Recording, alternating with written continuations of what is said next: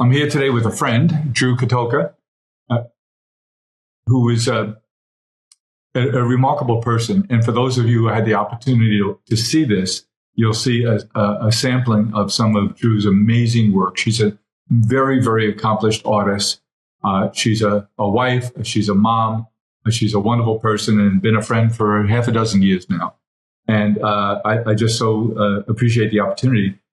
First, I want our community to get to know you, Drue.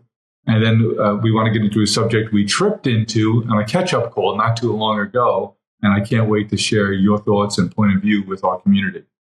Drue, let me start by giving people an idea of how you got to be this amazing and accomplished artist. You were born, like so many artists, in Tokyo, not a whole bunch of artists that I know from Tokyo. I'm sure there's great artistry. And so you've had the opportunity to be raised in the Eastern world and the Western world at the same time, traveled back and forth between the U.S. and Japan. And I think the mix of those cultures is really evident in you as a person and your outlook on life, and certainly the impact it's had on your artwork. Tell us a little bit about what it was like growing up in two different worlds. Well, it's great to see you, Jim. And it's always a pleasure to interact with you and your audience. Just to respond to something earlier, there's an incredible artistic lineage that comes out of Japan, that comes out of Asia, but also that comes out of the Western tradition. So I say often I had one foot in East and one foot in West. What a unique opportunity that must have been. Yes, being bicultural, also being biracial. One time I had this conversation with Doug Osheroff, who is a Nobel laureate in physics, a friend of mine at Stanford, and he once described being bicultural as he was relating it to the idea of binocular vision. When you have one source of vision, another source of vision, and they cross, and then you have depth. So I think many of us are bicultural in many ways in terms of how we've been influenced or what we've learned, and those unique blends create the lens that we all have on the world. You were very accomplished in an art form, a pen and ink art form that is Japanese and uniquely Japanese. What is that called? So from a young age, I studied sumie, a Japanese ink painting, which is a traditional art form that's millennia old in Japan. And it's very rigorous, demanding art form where you grind the ink on the Suzuri stone for over an hour. And I think one of the key characteristics of that art form is that every brush stroke is indelible. So it's not like oil painting where you can paint, turn the whole canvas over and keep painting. There's a kind of commitment that you have to make to each stroke, but also kind of a sense of confidence and liberation when you're releasing those brush strokes. And it's very much mirrors our own experience in life. Whatever gestures or brush strokes we lay down as the 24-hour period of a day unfolds, we don't have the opportunity to redo any of them. You can't erase and you can't do over. No. But we have another day, another painting, another opportunity to be creative. But once you start, you have to finish? There's no rule about it, but one of the important elements of that art form is capturing the essence of the subject matter, really trying to distill something complex to its essential components. And that is a really difficult problem. I think that's one of the reasons why so many leading technologists in Silicon Valley have been fascinated with Japanese Zen culture and the art forms that have sprang out of that tradition, whether it's Steve Jobs or Mark Benioff or Jerry Yang, because those technology leaders are also trying to do the same thing of distilling really complex problems and reducing things to their component parts. I think everybody can relate to the sophistication and simplicity and design style that you just mentioned, Steve Jobs, that he brought to us all. And everything about Apple product had to be elegant and beautifully designed and simple. It's hard. It's much easier to have lots of detail and lots of mishmash in something, but when you are tasked with only bringing the essential, that takes years and years of training. I know that you went to Stanford University for your undergraduate work. What was your education like before Stanford? Well, I have been classically trained in the flute and also in Japanese ink painting, but I had grown up around Stanford University, both my parents having been there. So I was surrounded with a tremendous number of scientists, engineers, entrepreneurs.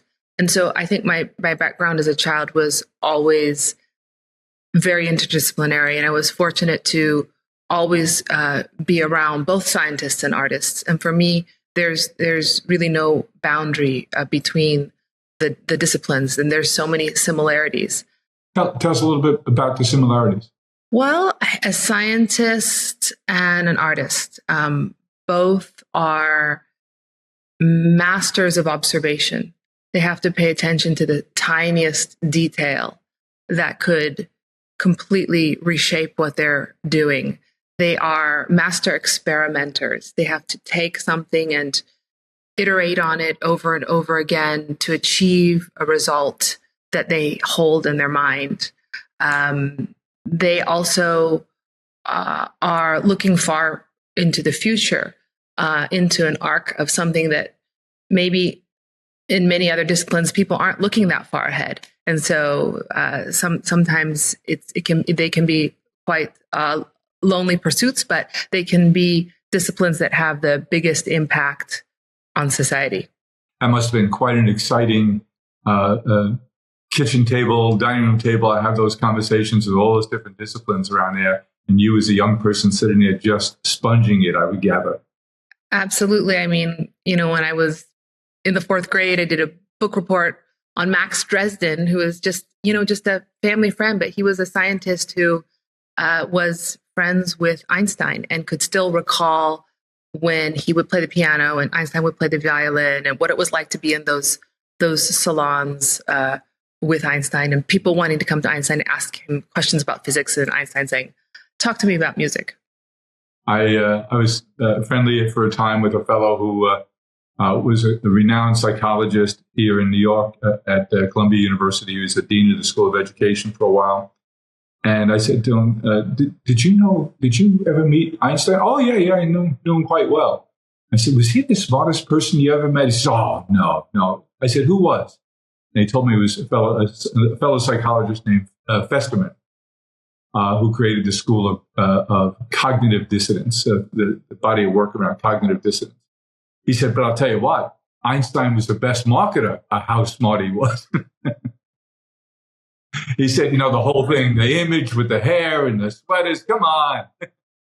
Well, he had great hair, but I think certainly his ideas stand the test of time. And he was fond of doing a lot of visual thought experiments that he would conduct in his head.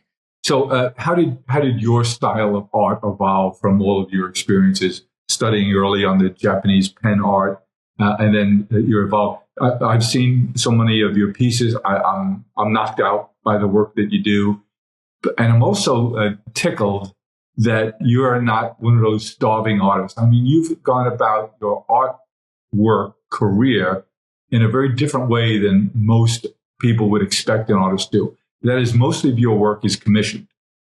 You're not like just fumbling around in a loft someplace or in a workshop. You're doing very specific things. You love light and different kinds of material and how reflection and refraction. So there's a lot of science in your artwork.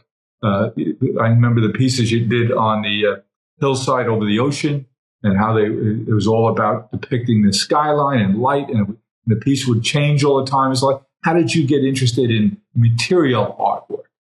There's so many things that you spoke to there. I mean, you're talking about the studio, how we launched it. Drue Kataoka Art Studios, I launched it 20 years ago, and it's amazing because at that time, the world really did not think that even in the San Francisco Bay Area, that this region could sustain a world-class fine arts independent art studio.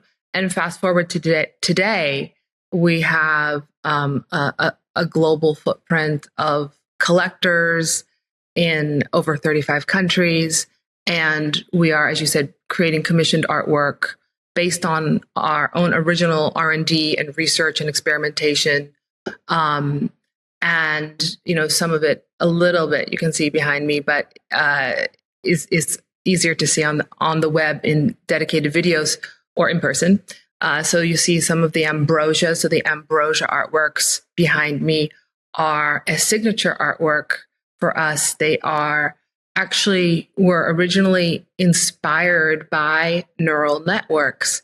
And in the ambrosia artworks, you have multiple panels of reflective surfaces that are intricately cut, and then light propagates through those layers, disorienting the eye of the viewer and kind of giving this experience of almost like living cubism. And the metaphor of the light going through all the different layers is really like the signal in the neural networks. And what's fascinating is that there's a fully modular system inside of these artworks. So you can take the panels out, move them, rotate them, change the order. There's 8 panels in them. And so one question I often pose to an audience like yours is, how many different physical configuration permutations do you think that there is in one of these? And people can just pause, but I won't stop, and I'll just give the answer and say it's actually 169 billion physical configuration permutations just among these 8 pieces, 8 internal movable pieces within the larger piece. Yep. Amazing. So it'll never appear the same way to the same person any day after another. That's right. I mean, you won't experience it the same way, even yourself, encountering the artwork anew each time.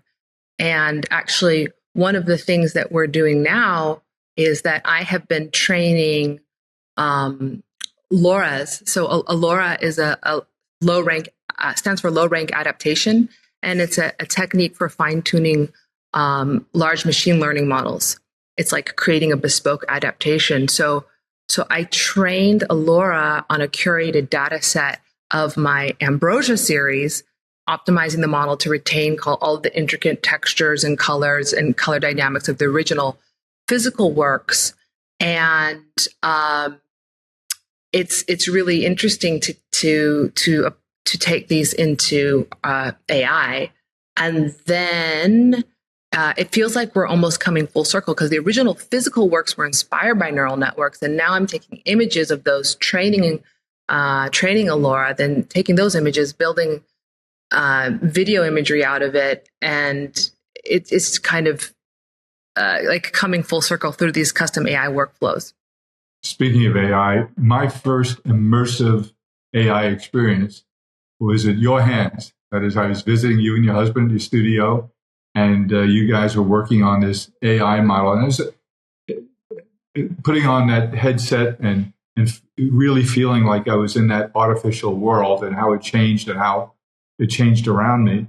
Really opened my eyes to what those not artificial, but those AI generated environments could be like. And that was my first real experience there. And of course, that was several years ago. The world has changed a great deal since then. But I distinctly remember saying to myself, wow, this is going to be different.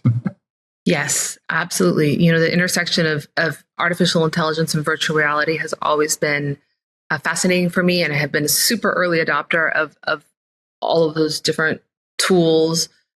First, looking at virtual reality as early as 2008 in the Virtual Human Interaction Lab at Stanford University. And I have pictures, Jim, of myself in those headsets, which are massive. They look like medieval headgear. Those were the really early days. And now everything is much sleeker, and it'll get sleeker and sleeker and sleeker until we're just very soon wearing contact lenses. But, you've done artwork that drifts into the world of music too. I remember you were commissioned by Wynton Marsalis to do a cover for him of his album. That was quite a few years ago. Was that the Fiddler's Tale album?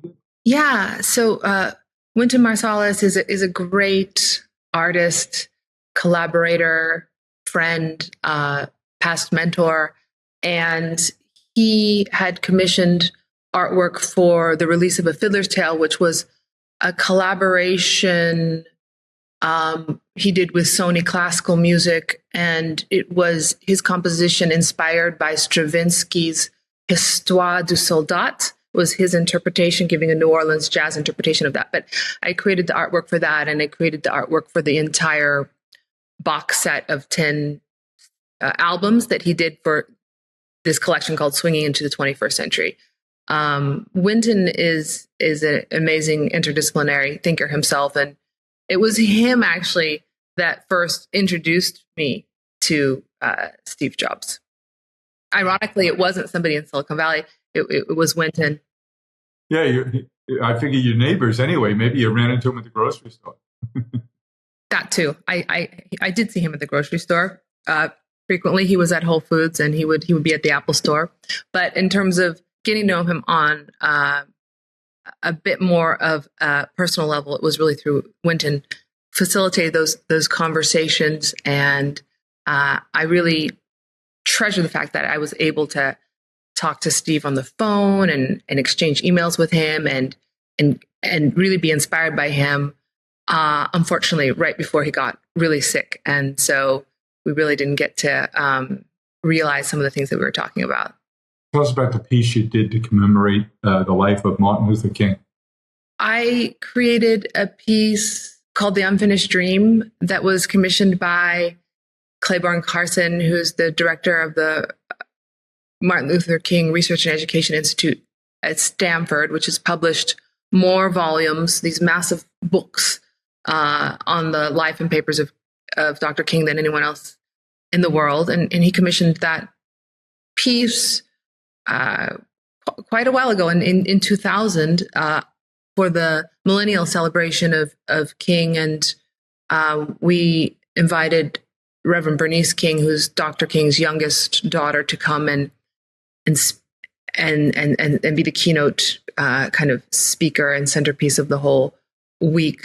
And I have since over the years become very good friends with Bernice King. She's an amazing humanitarian and embodiment of the living social justice tradition. And I really admire Dr. King's work.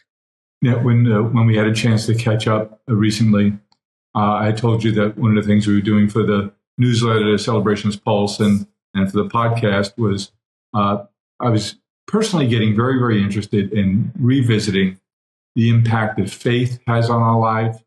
And then subsequent to that, I wanted to talk about the end of life. I had occasion just a couple of weeks ago to speak with Dr. Dan Ariely, who's a brilliant psychologist. He's currently living in Israel, in Tel Aviv, and he's a professor at Duke University, a long, long time at MIT as well. And I was struck at the end of our conversation. We were just running out of time. I asked him what role faith played in his life. And he said, well, I'm a Jew, and I practice Judaism, and I live by all of its tenets, and it shapes and guides my life, but I don't believe in God. But I do believe we need a code and a set of rules on how we behave so we as human beings will work cooperatively with one another and have good, positive cultural and spiritual environments. It could have tipped into a multi-hour-long conversation, and in fact, we had that scheduled to continue. But you and I got into this conversation about, I was asking you if you could talk to us as part of this series, studying role that faith plays in life, religion, which is a little bit separate from faith itself, the end of life, how our attitudes about the end of life have been treated differently by the art community, by different cultures, and how it's changing right now in our culture, hopefully for the better. and the question of the afterlife. Is there an afterlife? Was there a pre-life before we were born? And is there an afterlife? And how does art treat those subjects? And you and I got stirred up in that brief dialogue. I said, let's hold it until I can record you and share it with your community. So I'd be tickled to hear you think about how you think about faith and how art has been a reflection of different kinds of faith throughout the years, how the idea of an afterlife and all of its forms has changed, and how art changes us, Drue. And your work, more than any other artist in my experience, really does embody the idea that art can have a profound impact on us. Not just, oh, it's pretty and I really like it and respect it, but your work, because of its physicality and its use of all the different materials that you use, really does say that if you interact with art, it changes you too. So a little bit, if you would, Drue, on how, and I told you we're going to be doing a conference in June, our first conference on health and longevity at Worth Media Group. And you pointed out to me in a brief conversation we had that frequently artists are quite long-lived. And you talked about Picasso and some of the other artists that have, Michelangelo. I mean, Michelangelo lived into his 80s or 90s at a time when the life expectancy was 33, 34, 35 years old. So there have been some long-lived artists. What impact does art have on longevity? Yes. Thank you, Jim.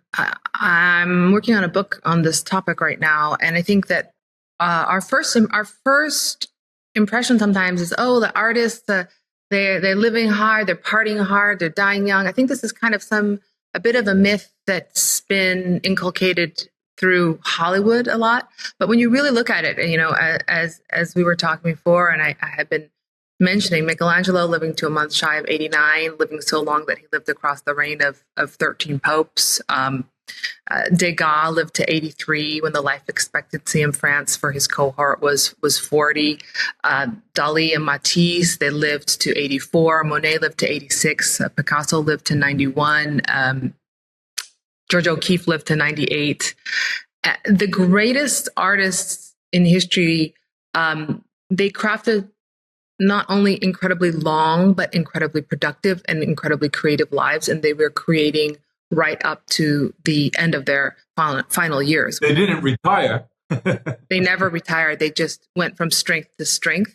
And you see actually in a lot of other disciplines where people are actually leaving quite significant and meaningful contributions to humanity, there's often a peak where they peak out at 30 or 40 or something like this. And these artists to burn so brightly right at the end, it really merits further inspection and research. So, you know, it's interesting that you mentioned that, Drue, about a scientist, because if you look at Nobel Prize winners, very often the work that they did in the sciences, they did in their 20s, maybe 30s.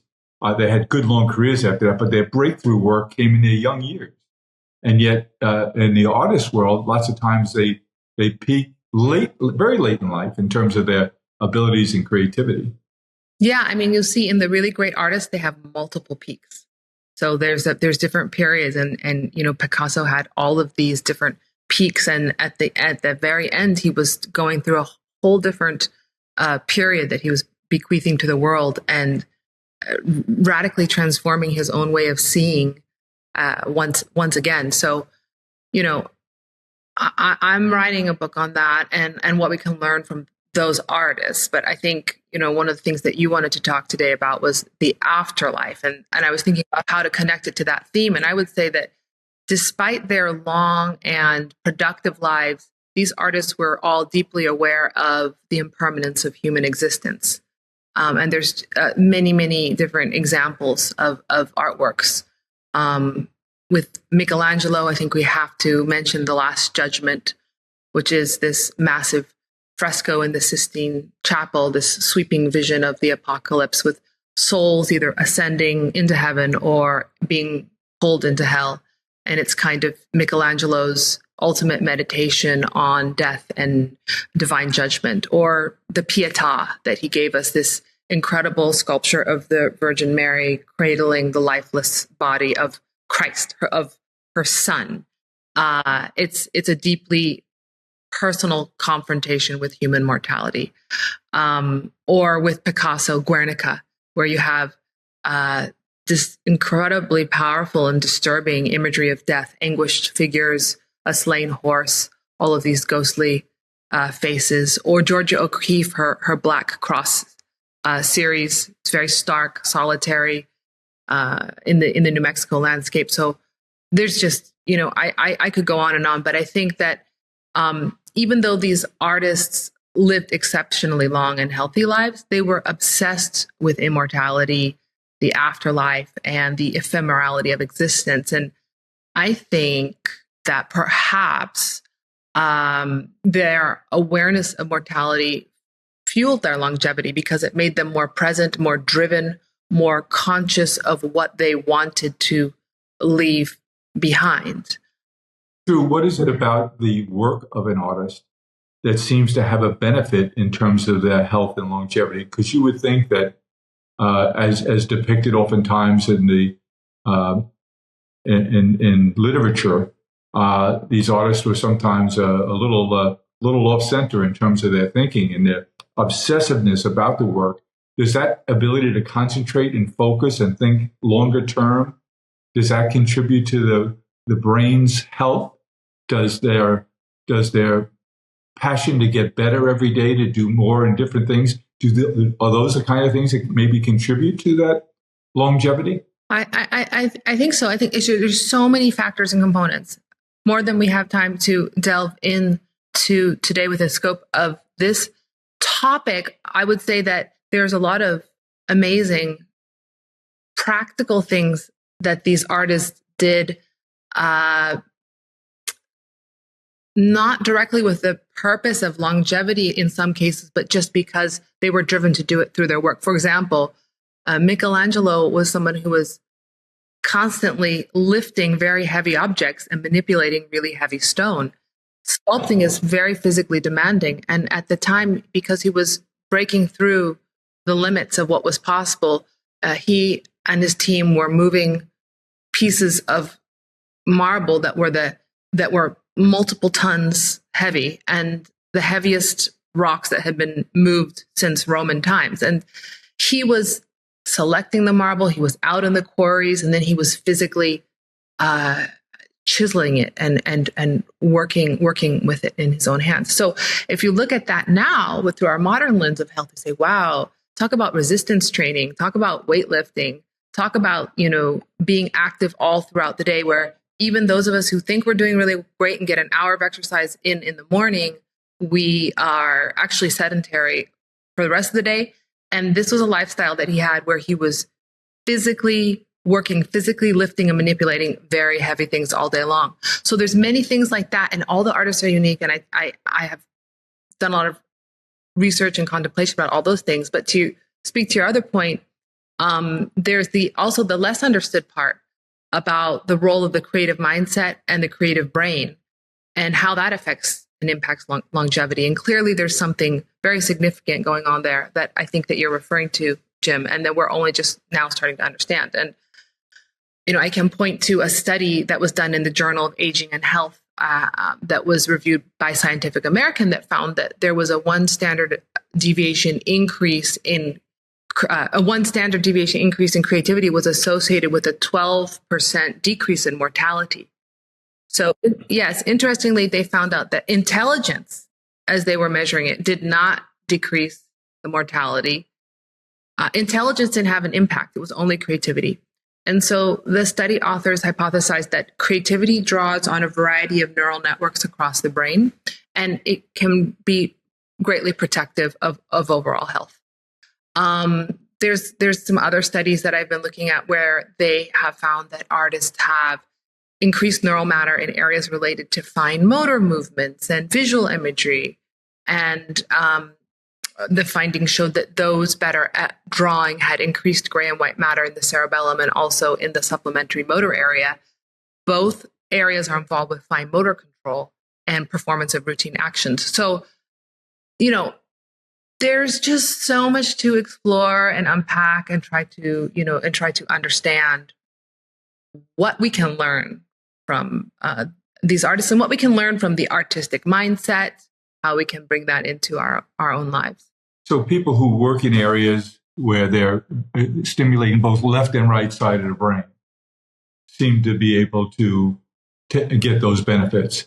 And you grew up in a very left brain, right brain kind of environment at home. That's interesting to hear. I wonder what impact does that have on you and your family? What kinds of things do you try and expose your son, for example, to? Do you try and stimulate him to be both interested in the sciences, music, arts? I try to expose him to as much as possible, and to just delight in the everyday object, whether we discover a feather on the ground or look at a tree or a rock that we're just walking by, something that I think a lot of us just are so busy, we dismiss all of those details. But it's important to have a primary interaction with things. I think that, it's like there was a bird that was there was a bird fight out near my studio. So this bird was kind of torn apart. And I actually went and with gloves, picked up the part of the feet and the body of the bird to look at it. And it was an incredible detail. Like the feathers were iridescent, the way the scales were constructed on the feet.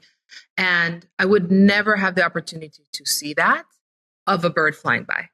So we normally, when we want to know what is a bird or what is this type of thing, we just go to Wikipedia and we look at some form of mediated knowledge. We don't go directly to the primary source. And that was something that Leonardo da Vinci felt very strongly about.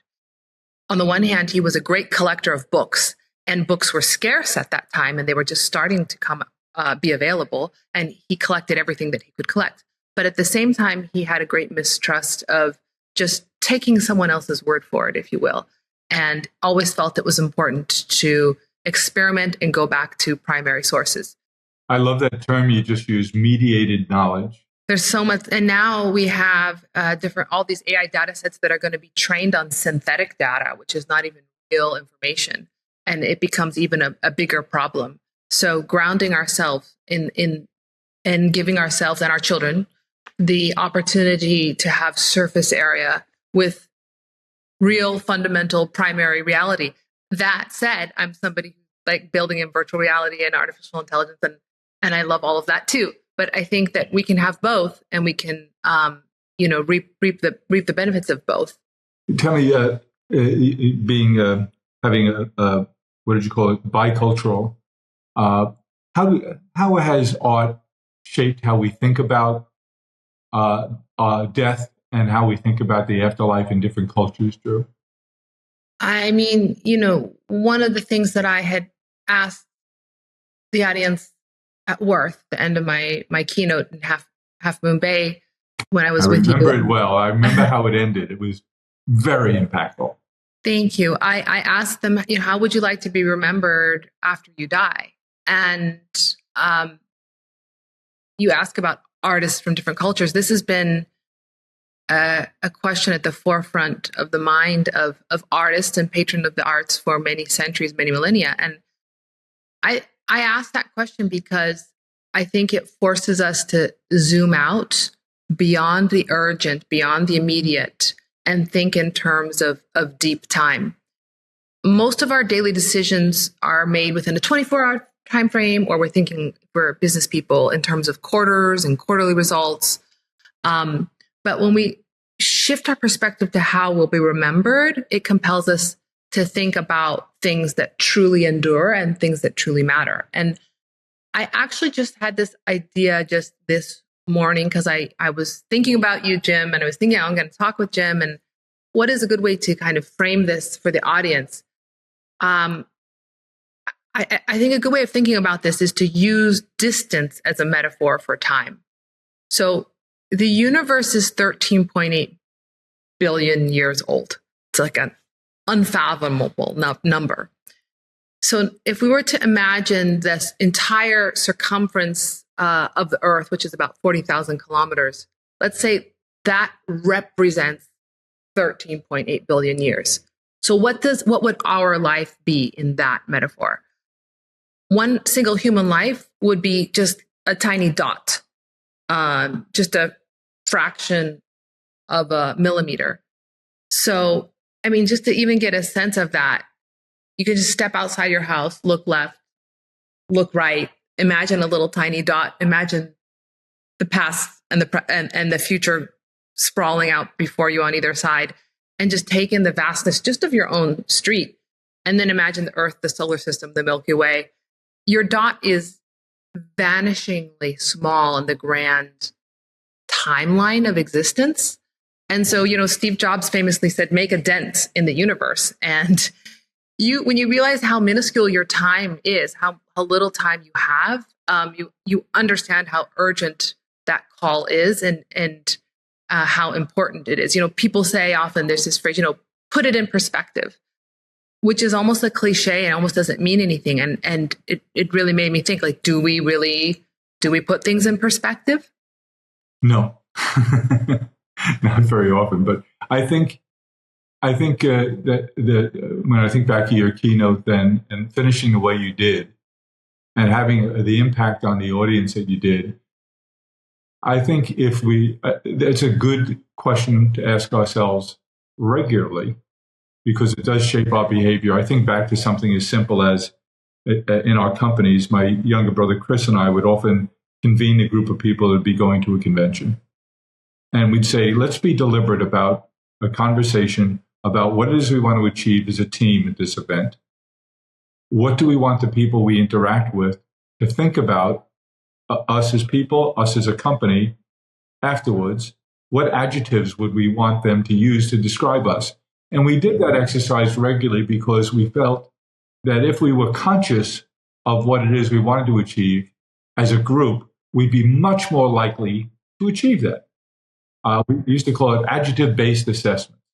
And I think when I think back to that presentation you made and asked that question at the end, we're much more likely to live the life we want to live if we're deliberate and ask ourselves and answer that question about how do we want to be remembered. We're much more likely to do the things that'll achieve the goals we want for the people around us, which is all that really matters in life.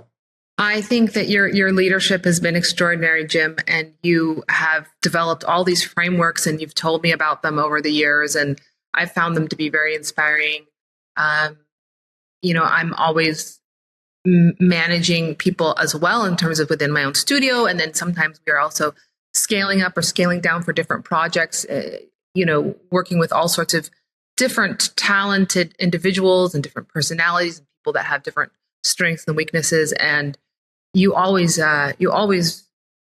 have shared the best frameworks, and that's why you're the business leader that you are. I think that's interesting. I think that you do have to, at a certain cadence, ask yourself these types of questions in order to be the best embodiment of yourself or to lead the best embodiment of your company that you can. It goes back to, I'm a fan of Stephen Covey, who passed a few years ago. And I did a symposium that he did out, I think it was in Las Vegas a long time ago. And he told half the room that they were going to be, before his presentation, they were going to be asked to stand up and teach what they learned in that session to another group of people. And the other half of the room, he didn't give that instruction to. And the depth of comprehension and understanding by the group that were under the impression that they would have to, get up on their feet and reteach that lesson was dramatically different than the group who was just passively sitting there listening to them.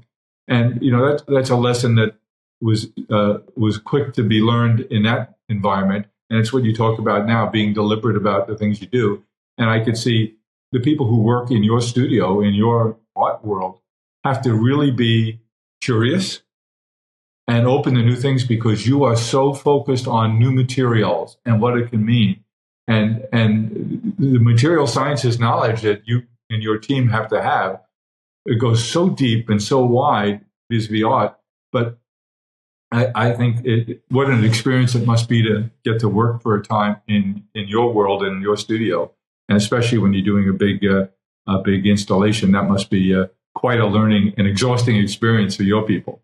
But getting back to the question of art, and art changes how we feel about things. Can you think of how an art piece or work or body of work has changed how we feel about afterlife? Absolutely. I think that art is a time capsule for the future. I've always thought that, and I think it's like There's another one I'm writing down.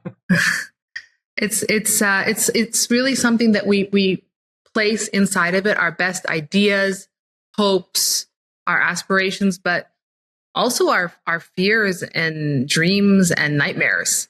It's how we communicate across time, distilling what it means to be human, so that future generations can understand us long after we're gone. But another thing that I was thinking about this morning, which is actually part of an older idea I had long ago, was that art is kind of compressed human experience, much like how technology compresses vast amounts of data into a compact form. So you can think of JPEG images on your computer. That's a form of compression, or MP3s.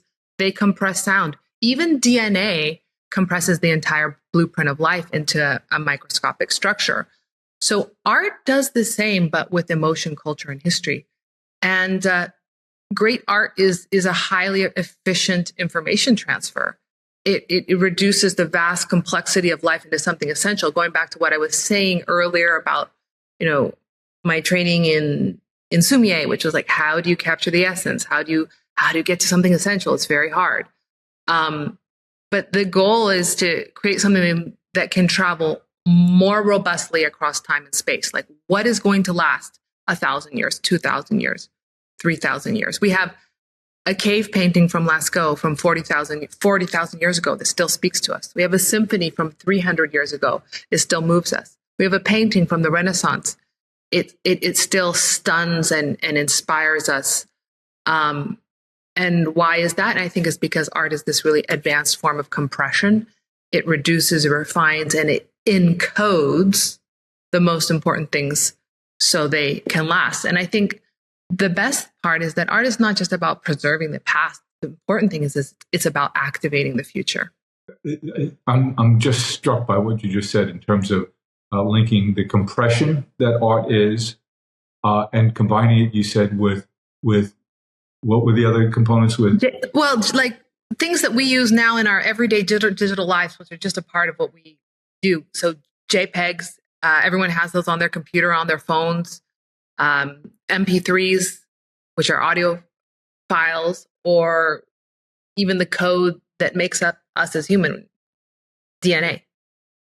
So I think great artists over history, they're always thinking about, what do we want to send forward? What do we want the future to remember about us? And, I heard someone saying the other day that art kind of defies mortality, and it's a defiance of that. And I think that's true. But they were saying it's a desire. It expresses a desire not to be erased.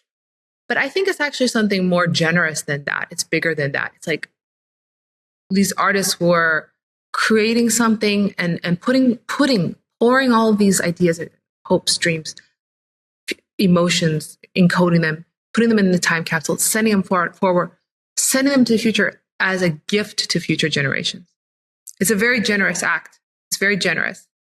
That's so interesting. Now, you talk about music, and music is an art form, clearly, and it tells us how to feel, changes our emotions. When you interact with art, it changes our emotions too, doesn't it? Non-musical art, physical art. Certainly. I mean, it can. It's if it's a great work of art, it's an invitation. It's an invitation to so many things. It's an invitation to kick off a new chain of thinking in your brain. It's an invitation to a cascading series of emotions that you've never experienced before. It's an invitation to so many different things. But I think also with art, I think great art really seamlessly intertwines the emotional and the cerebral together. It's not just emotion, and it's not just the intellect part, but it's those two woven very intricately together that in the end leave the greatest impact. It was a little over a year ago. My wife and I were in Rome, and we had an opportunity with a small group of people to go get a private evening tour of St. Peter's, and we were invited in behind the glass walls to see the Pieta. And I remember just standing there. We all just stood quietly. We could get as close as we wanted to it. And I was awestruck. And I remember it had a very calming impact on me, just standing there in the presence of such monumental beauty. And so I'm answering my own question. Yeah, it changes how you feel and how you think. We had a dinner later that evening, and a few of us are just talking about the calmness we felt just standing there in the presence of something so magnificent. Absolutely. I couldn't say it better. Yeah. Now, is your impression that art has changed how we think or how we can think about, well, maybe bridging the difference between life and death? I mean, how has art changed how we think about life and death? I mean, it's just endless. I mean, there's so many different artworks and artists that have tackled this or have wrestled with it.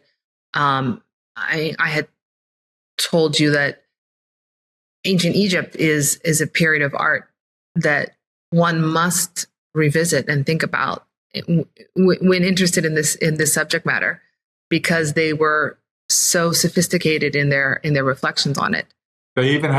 The Egyptians even have a god of the afterlife.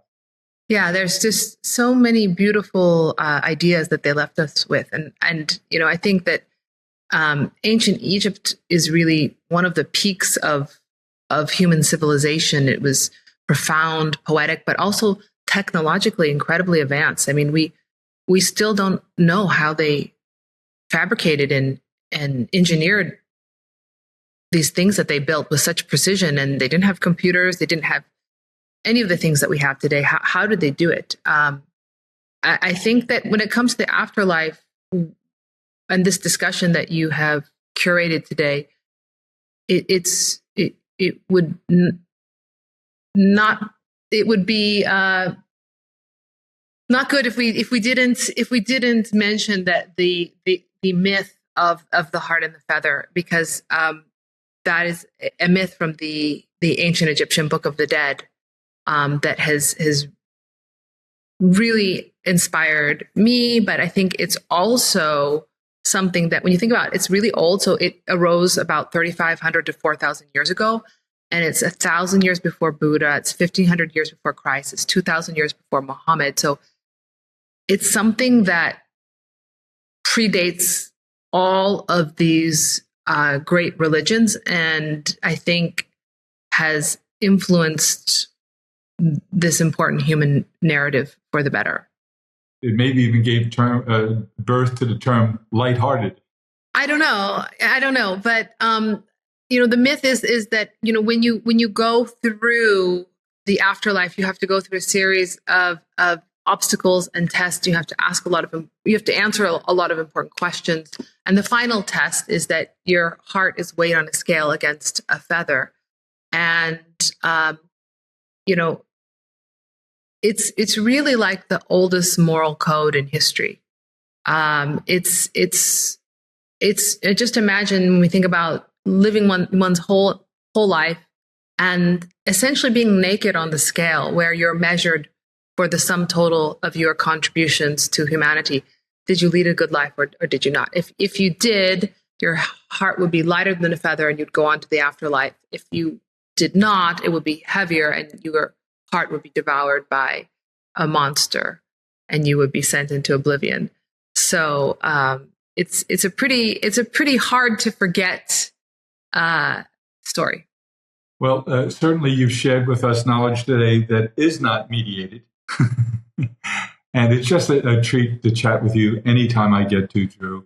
You guys are wonderful folks. Your kids are in for quite the upbringing. They're going to be stimulated in so many different ways. You two are an amazing couple. I'm so lucky to have gotten to know you and had the opportunity to share you with our audience today. I think this is something we'll come back to regularly. As we end, is there any project you're on now that has you particularly excited? I want to say that with that Egyptian myth, we had created a work called Will Your Heart Pass the Test? And if people want to see it, they can see it on my website, drue.net, and that links to Phillips in New York, because Phillips Auction House, they had auctioned that piece. And there's a very interesting story behind it. That was a collaboration that Drue Kataoka Studios had done with Industrial Light and Magic Immersive. What I'm doing right now that I'm interested in, I'm very excited about the burgeoning developments in artificial intelligence and the impact on art and creativity, all the different possibilities that are unleashed.